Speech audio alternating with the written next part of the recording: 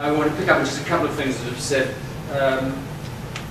In a sense, what I was trying to do is problematize this whole notion of technology, and I'm certainly not the first person to do this. And there's a long tradition. People, Neil Postman, particularly in the 1990s, and his famous aphorism, what is the problem for which this technology is a solution? I think we always need to be asking that question.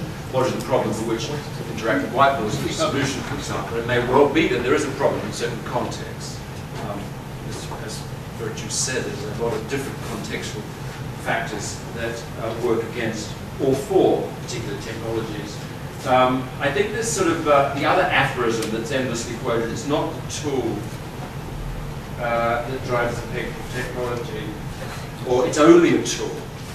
I think it does need to be problematized. I don't think things are only tools. I think tools come with a lot of baggage with them.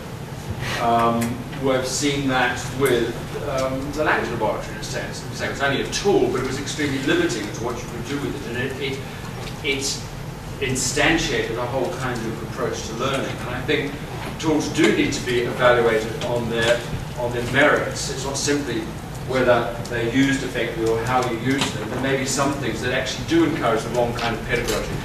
And again, I don't want to be banging on about interactive whiteboards endlessly, and I am sort of convert to some of their uses, as I've already said, but I think certain research does suggest that they can tend to drive teachers back into a kind of chalk and talk mode. I said it's not chalk and talk, it's trickling and drag.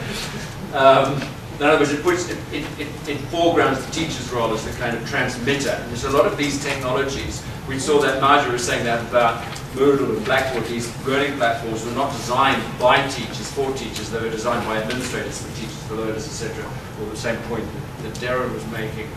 That they actually may well encourage a kind of pedagogy which is not the one that fits our present theory of learning. It's a transmissive pedagogy, if you like, rather than a kind of a social one. So I think we do need to be careful of this, of just simply saying rather glibly that it's only a tool. And I think Marjorie's example of Second Life, I mean, I take the point that you made in Second Life. Yeah, this is just an environment. You can do anything in that environment that you can do in a real classroom. But I don't think it's the case. I think exactly the point that Marjorie made is that it's an extremely distracting environment. And I'd come back to that other point that I made earlier about this partial, what I made, that Linda Stone made about what's it called, continuous partial attention. That language learning, and I suspect most kinds of learning, requires very focused attention a lot of the time. It requires the slowing down of cognitive faculties as much as the speeding up of them. And I think where the tool is actually encouraging continuous partial attention, it needs to be re-evaluated. And that's why I'm a bit suspicious of some of the tools that are being touted. And finally, coming back to Sean's point, I wonder if it is training, actually. I think this is a bit of a glibism. Oh, teachers need more training. They only will respond to training when it's grassroots driven, when they know that it's not just because it's interactive whiteboard in the classroom, but they say, train me.